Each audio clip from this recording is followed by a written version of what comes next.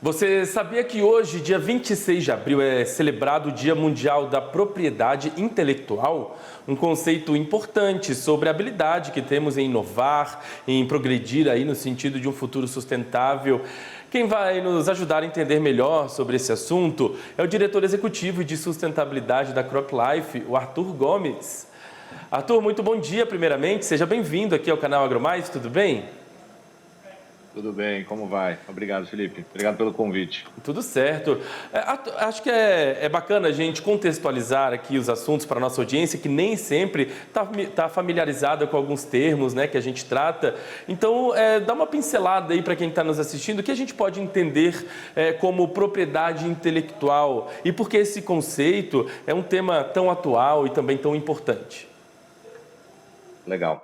Não, hoje é um dia importante, né? E mais do que uma data comemorativa aí no mundo todo, né? Uma data que é estimulada pela Organização Mundial de Propriedade Intelectual. Fica um convite para a gente refletir exatamente sobre isso, né, Felipe? Qual é a relação entre propriedade intelectual e o nosso dia a dia, né? E qual é a relação entre propriedade intelectual e o nosso dia a dia na agricultura?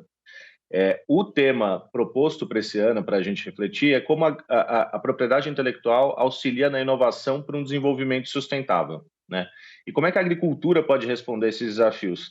E aí tem muitas histórias, né, que a gente poderia contar, mas acho que uma história que talvez todos os produtores agrícolas do Brasil conheçam muito bem é a história do desenvolvimento das plantas, né? Então, a gente domesticou e melhorou as nossas plantas ao longo de muitos séculos, né? Com métodos tradicionais, enfim, de melhoramento.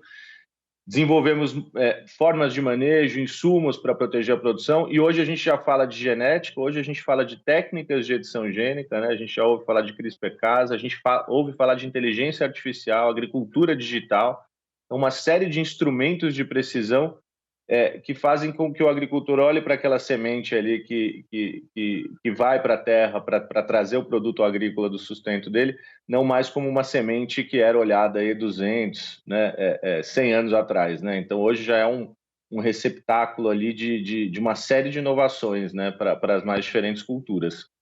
Então, isso traz produtividade, isso traz menor uso de terra, menor pressão no uso dos recursos, né, de água, então isso está intrinsecamente ligado a essa produção moderna, agricultura regenerativa, né? Então, eu faria essa grande conexão aí entre a agricultura moderna de inovação.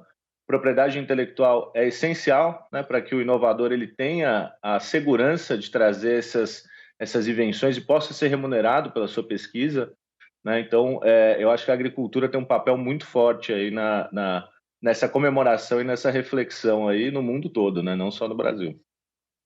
Inclusive, se a gente fizesse aqui um recorte, por exemplo, dos últimos 50 anos, das últimas 5 décadas aqui no Brasil, a gente pode dizer que a inovação ela teve um papel importante, fundamental para o desenvolvimento da agricultura aqui no país, né? Sem dúvida. A gente pode pensar no caso do milho, né, Felipe? Então, assim, o milho até algum tempo atrás, né, a gente chamava o milho de a safra de safrinha, né? Hoje acho que seria impróprio falar de safrinha. E o milho geneticamente modificado, aí, quando a gente olha para as últimas décadas, ele foi fundamental, né, para essa grande revolução de produtividade e de colocar o Brasil realmente numa esteira global aí de se tornar um grande exportador, né, de milho. E hoje a gente fala de milho, a gente fala de etanol do milho, né? Então a gente está falando aí de uma inovação que vai muito além da cultura do milho, né? Como a gente encarava ela aí no passado. Isso para ficar no exemplo do milho. A gente tem o exemplo da cana e tem outras culturas também aí que passaram por grandes revoluções, né? A própria soja também, evidentemente.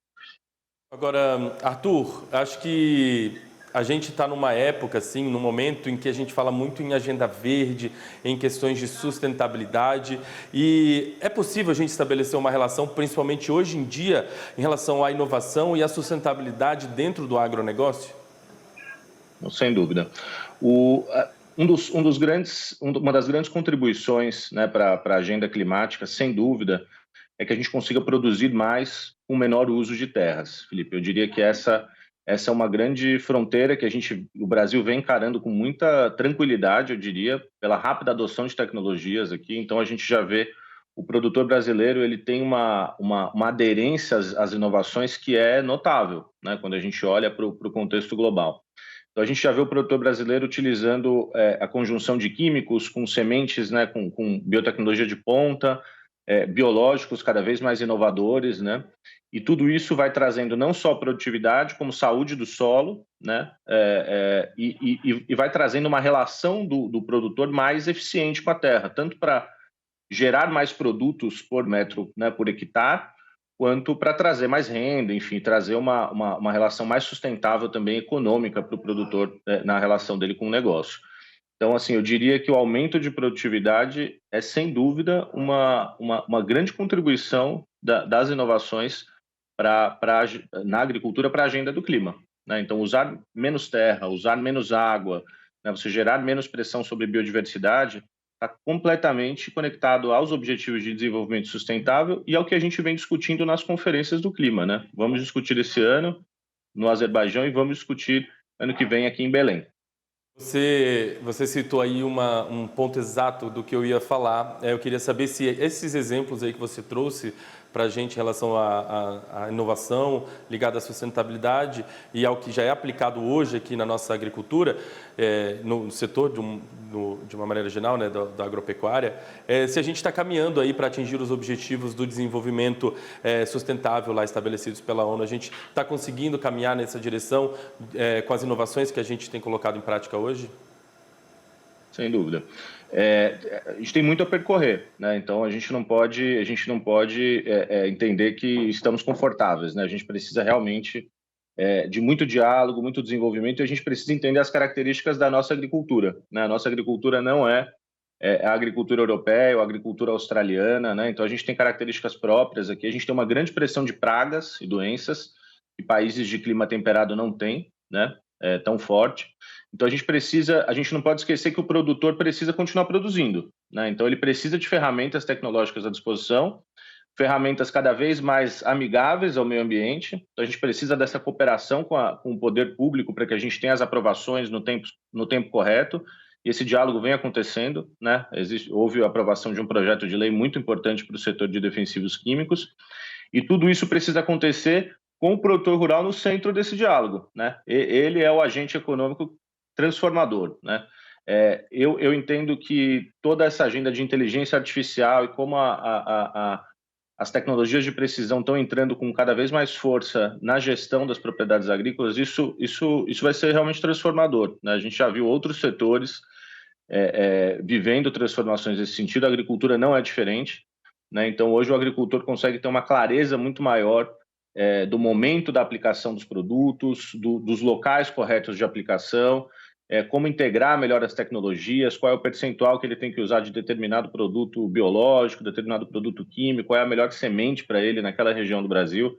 Então, não tenho dúvida alguma que a agricultura moderna está caminhando a passos largos para o cumprimento dos Objetivos de Desenvolvimento Sustentáveis atuais e provavelmente os que a gente vai ter aí após a revisão na COP aqui no Brasil, em Belém.